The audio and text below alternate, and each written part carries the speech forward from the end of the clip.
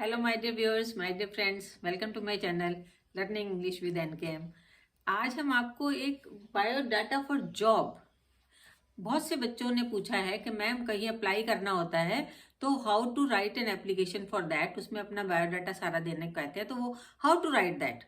तो today I am telling you, I am giving U A sample of biodata for a job. उसके लिए एक sample बना के मैंने आपके लिए आज रखा है और वही आज मैं आपको बताने जा रही हूँ। प्लीज इसको see carefully, read carefully, and when you have to fill up it, you fill it up carefully. तो अगर आपको कहीं भी जॉब के लिए, if you have to apply for job somewhere, you can use this format for that biodata और an when you will write an application that I am submitting this and this application, my biodata is attached here with, तो आप biodata दे देंगे साथ में लिख के। तो क्या है हाउ टू राइट दैट, देखिए सबसे पहले biodata for job you will write, then name, your own name, full name you have to write. ये नहीं कि आधा नाम लिखे, फुल नेम लिखिए अपना, रमेश कुमार गुप्ता, श्यामलाल वर्मा, जो भी आपका नाम हो पूरा नाम लिखिए। जैसे मैं लिखती हूँ नरेश कुमारी मोहन। देन फादर्स नेम और हस्बैंड्स नेम, अगर आप शादीशुदा हैं तो आप हस्बैंड का नाम लिखेंगे, लड़की हैं तो, और अगर आप शादीशुदा नहीं है तो आप अपने फादर का नाम लिखेंगे।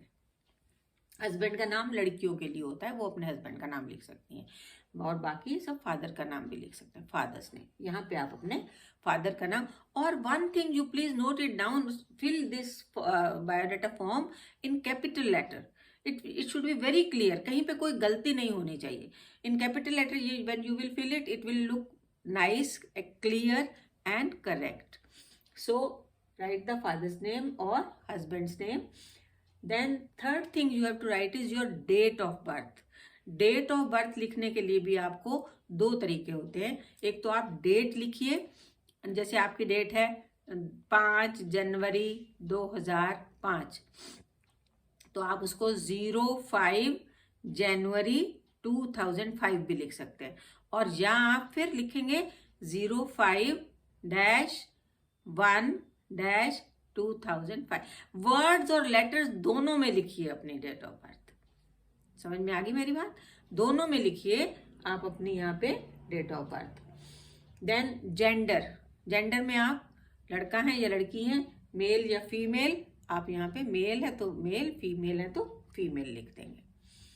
देन कम्स मैरिड और अनमैरिड, आप मैरिड हैं तो यहाँ लिखिए मैरिड, और अगर आप अनमैरिड हैं तो यहाँ लिखिए unmarried. Language known, very important point, आपको कौन कौन सी लैंग्वेज आती हैं। आपको सिर्फ इंग्लिश आती है, सिर्फ हिंदी आती है, उर्दू आती है, पंजाबी आती है, मराठी आती है, whatsoever language you know you should write over here. 1 2 3 4, अगर आपको दो ही लैंग्वेज, दो लिखिए, 3 आती हैं 3 लिखिए, 4 आती हैं 4 लिखिएगा। देन कम्स परमानेंट एड्रेस, ये तो आपका ऊपर इतनी चीजें हुई, उसके बाद आपका परमानेंट एड्रेस क्या। अब permanent address and correspondence address कई बार सेम भी होता है, आप हमेशा से वहीं पे रह रहे हैं और वहीं आप अपने डाक मंगवाते हैं। लेकिन कई बार क्या होता है, हम परमानेंट एड्रेस, हम दिल्ली के रहने वाले हैं लेकिन हम रह रहे लखनऊ में हैं, तो आपका परमानेंट एड्रेस दिल्ली का हो जाएगा, और कॉरेस्पॉन्डेंस एड्रेस जहां आप प्रेजेंटली रह रहे हैं, जहां पे आपको इस जॉब के लिए इंटरव्यू कॉल आना है, वो लेटर किस पे आना है, वो एड्रेस होता है कॉरेस्पॉन्डेंस एड्रेस, जहां पे आपने अपनी डाक मंगवानी है। तो कॉरेस्पॉन्डेंस एड्रेस यहाँ पे लिखेंगे। परमानेंट एड्रेस अगर आपका है, आपका कोई पुश्तैनी घर है जहाँ आपका कोई परमानेंट एड्रेस है, कहाँ के रहने वाले, तो वहाँ का एड्रेस आप परमानेंट एड्रेस में लिखेंगे। अगर आपका दोनों एक ही है तो दोनों में एक ही एड्रेस, परमानेंट एड्रेस भी वही और कॉरेस्पॉन्डेंस एड्रेस भी। ये नहीं सोचिएगा कि हमारा कॉरेस्पॉन्डेंस एड्रेस है, परमानेंट तो हम पता ही नहीं, फिर दोनों जगह आप सेम एड्रेस लिखेंगे। Is it clear? उसके बाद एड्रेस के लिए मैंने जगह इसीलिए छोड़ी है बीच में। देन कम्स ईमेल आईडी, आपकी जो ईमेल है उसको यहाँ लिख दीजिए, फिर आप मोबाइल नंबर अपना बड़ा क्लियरली लिखिएगा।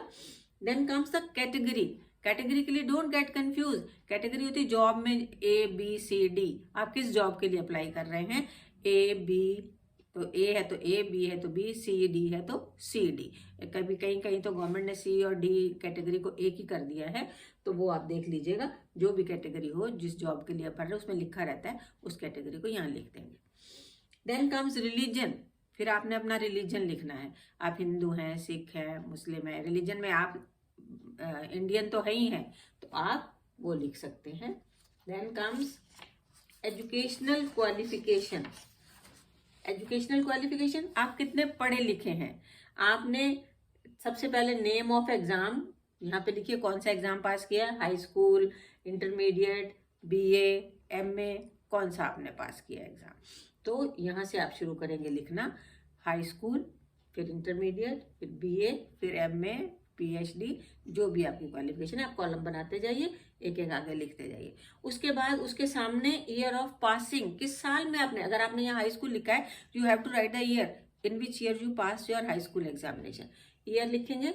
फिर परसेंटेज, कितने परसेंट आपके मार्क्स आए थे, 60%, 70, 80, 40, 30, जितने भी परसेंट आपके नंबर आए थे वो यहाँ लिखेंगे। और फिर लास्ट में नेम ऑफ द यूनिवर्सिटी, किस यूनिवर्सिटी से आपने किया है, आपने पंजाब यूनिवर्सिटी से किया है, आपने महाराष्ट्र यूनिवर्सिटी से किया है, आपने मध्य प्रदेश यूनिवर्सिटी, जहाँ से भी आपने किया है, दिल्ली यूनिवर्सिटी से किया है, write down the name of the university है।